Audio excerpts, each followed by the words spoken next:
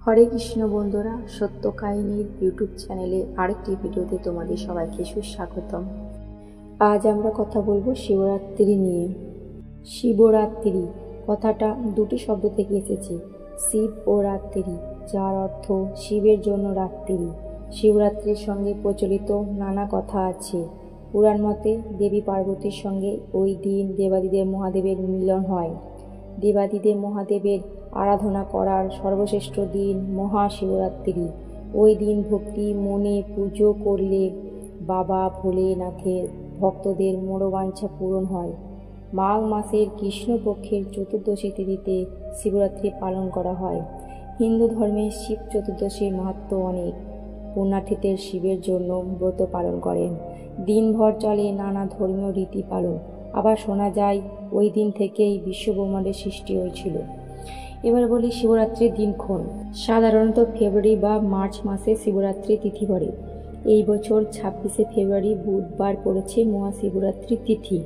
26শে ফেব্রুয়ারি সকাল 9:42 থেকে 27শে ফেব্রুয়ারি সকাল 8:31 পর্যন্ত থাকবে শিব চতুর্দশী তিথি। শিব চতুর্দশীর 2025-এর নিশীথকাল। শাস্ত্র মতে মহাশিবরাত্রি পুজোর শ্রেষ্ঠ সময় হলো নিশীথকাল। এই তিথিতে 4 প্রহরে পুজো হয়। অনেকে কোনো একটি প্রহর বা 4 প্রহরই পুজো করে। শাস্ত্র মতে শিবরাত্রি তিথিতে সন্ধ্যাবেলা স্নানের পর শিবের পুজো করা উচিত। বিশ্বাস অনুযায়ী ব্রত পালনের পূর্ণ ফল লাভের জন্য সূর্যোদয় থেকে শুরু করে চতুর্দশী তিথি অস্ত যাওয়ার মধ্যেকার সময় পর্যন্ত ব্রত সমাপ্ত করা উচিত। আবার কোনো ধারণা অনুযায়ী চতুর্দশী তিথি সমাপ্ত হওয়ার পর ব্রত ভঙ্গ করাই শ্রেয়। এবার বলি শিবরাত্রি ব্রতের নিয়ম। শিবরাত্রি ব্রত পালন করার আগের দিন সংযম করতে হয়। ওই দিন সিদ্ধ চালের ভাত খেয়ে বা আমিষ খেতে নেই। আতপ চালের সিদ্ধ ভাত খাওয়াই নিয়ম।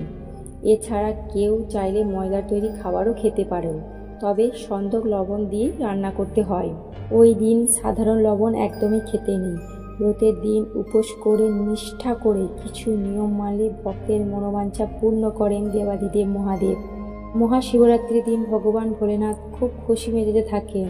কথিত আছে যে ওই দিন ভোলেনাথ পৃথিবীতে থাকা সমস্ত শিবলিঙ্গে আশীর্বাদ পান।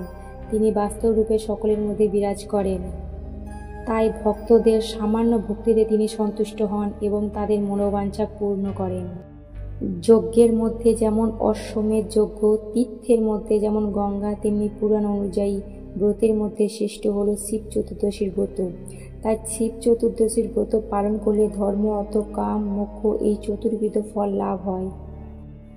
ভিডিওটি যদি ভালো লেগে থাকে তাহলে অবশ্যই কমেন্ট করুন, লাইক করুন এবং শেয়ার করুন। রাধে রাধে।